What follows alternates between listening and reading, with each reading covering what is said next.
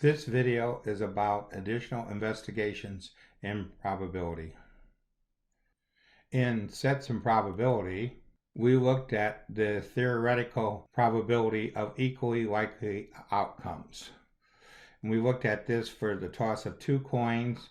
We would calculate this by taking the total possible outcomes, counting the total possible ways the item of interest occurs. Then the third step would be to take step 2 and divide it by step 1. Let's switch back to our additional topics page. On the previous theoretical probability page, we looked at the tree diagram for two tosses, the sample space, and the event space for two tosses. Here we look at the tree diagram for three tosses, the sample space, and the event space for various probabilities.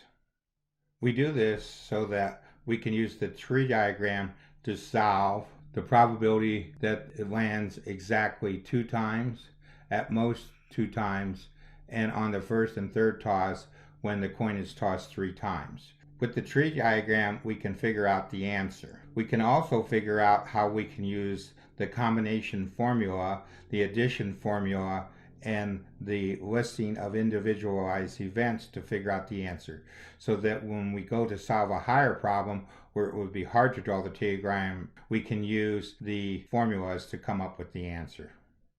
Let's take a look at where a coin is tossed 5 times. So since the sample space is 2 to the 5th, or 32, we would have 32 branches. So this would be hard to get the answer from drawing a picture. So we will want to use the formulas. The first thing we're looking for is what is the probability that it lands tails exactly 2 times. We have combination of 5 items taken 2 at a time for the number of the event, 2 to the 5th for the sample space.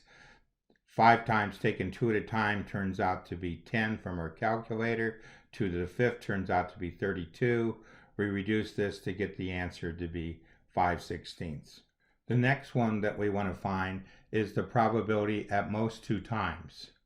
So we have 5 taken 0, no times, 5 taken 1, combination, 5 taken 2, combination. Go over to our calculator and get the other 2 answers here to be 1 and 5. So what we have is our 10 from here, our 1 plus 5 plus our 10 from here. Turns out to be 16 over 32, which reduces to 1/2. For the probability that it is a tail on the first and the 5th toss, we use the multiplication principle, with the 1 on the first one being a tail, 2 possibilities head and tail on the second one, 2 possibilities heads or tails on the third one, 2 possibilities heads or tails on the fourth one, and a tail on the 5th one. The sample space for each one of these is 2 to the 5th, or 32, so they would all be 2 to the 5th, so we can write the whole thing over 2 to the 5th. This turns out to be 8 over 32, which turns out to be 1/4. We use our calculator to come up with these answers. To come up with the combination function, we press the toolbox key, we press the probability, and we see that combination is listed as the second one. So we would hit 2 or select this option. This ends our lesson on additional investigations.